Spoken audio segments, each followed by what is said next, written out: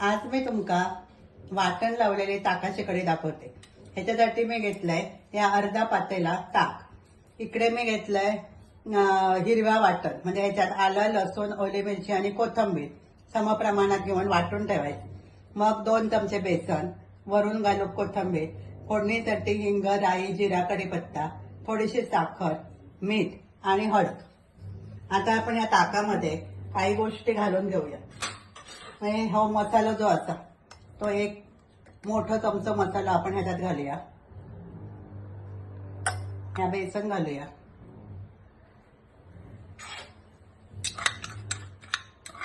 बेसन अशासाठी घालायचा की ताकाची कढी जेव्हा उकळता तेव्हा ती फुटूची नाही। आणि साखर आणि चवीप्रमाणे मीठ।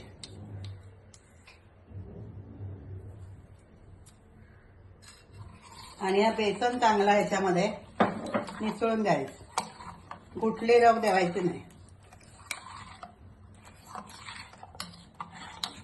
आता आपण ताकाची कढी फोडणीत घालूया। तिकडे मी भांडा ठेवलाय, त्याच्यात घातले 2 चमचे तूप।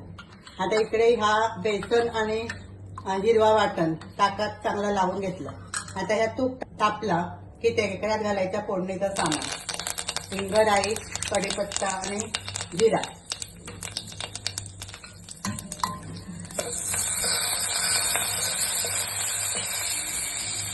मग घालायचं ह्या ताक टाकायचं।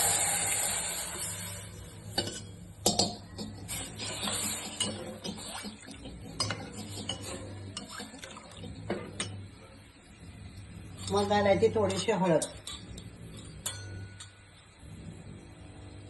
हळद आधी घालू नये, कारण आधी घातली तर हळद फोडणी बरोबर करपतात आणि तो रंग काळपट येतो, म्हणून नंतर घालायची।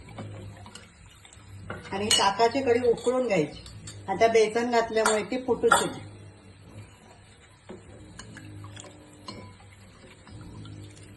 बेसनमुळे ती थोडीशी जाड होता, तुमका हवं तर थोडासा पाणी तुम्ही ऍड करू शकता।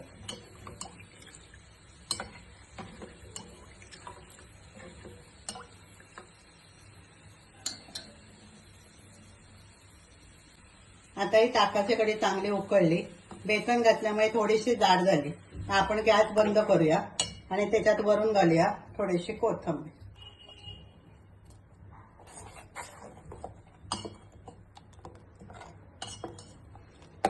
अशी ही ताकाची कढी मुगाच्या डाळीच्या खिचडी बरोबर पण तुम्ही खाऊ शकता, किंवा ह्याच्यामध्ये जर तळून पकोडे घातले तर तुझे कढी पकोडे म्हणून सुद्धा खाऊ शकता। अशी ही वाटण लावलेली आणि बेसन घातलेली ताकाची कढी तुम्ही बनवा। ही रेसिपी आवडली तर लाईक करा, शेअर करा, सबस्क्राईब करा।